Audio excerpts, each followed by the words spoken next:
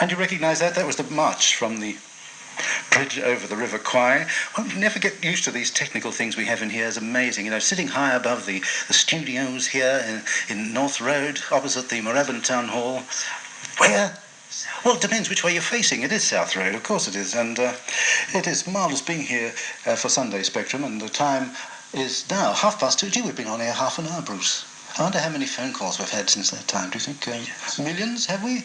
We've been out there checking on 5533 883.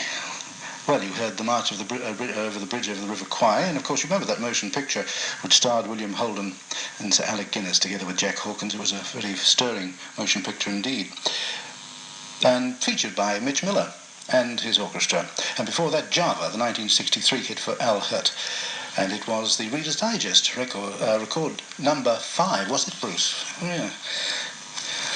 Right, well, moving right along in our Sunday Spectrum, I see, well, of course, this weather is something else. I mean, to be able to sort of settle down and to get rid of all the ills and chills, winter is certainly upon us. And I was just looking the other day at, remember the old remedies we had for colds? I remember as a child a heated mixture of honey and lemon juice.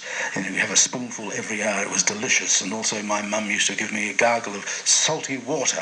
That wasn't so pleasant, but a gargle of salt, honey and vinegar was also quite common in those days. And just looking up some of these old recipes, they were quite something else. In an old recipe for throat medicine reads, mix together apple cider, salt, honey and red pepper. Boil the mixture and stir it with sage tea. Then you take a spoonful now and then. I would say very much more now than then.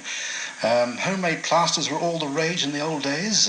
We had the simplest being the one well known from the nursery rhyme, for a headache, dip stiff brown paper into cider vinegar and tie it firmly around the head.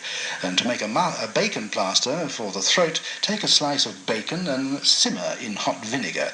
Place it on the outside of your throat, and when it had cooled, take it off and tie a bandage around your neck. Well, that was for a sort of sore throat. But looking, if all the natural treatments fail, try some of the folklore remedies for a sore throat. Put some red ants in a bag and tie the bag around your neck. When the ants are dead, your throat will be much better. In the old days, when a person sneezed, people thought that the soul was trying to leave the body. You know, that was why we always say, God bless you, after you sneeze, because that's to stop the devil grabbing your soul as it leaves your body. Achoo! You know, Gesundheit and all that.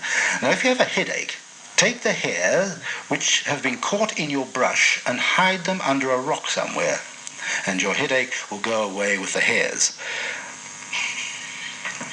What are you laughing at, Bruce? I mean, these were serious in those days. I mean, you know, to break a fever, catch a granddaddy spider, pull its legs off and swallow it whole and alive.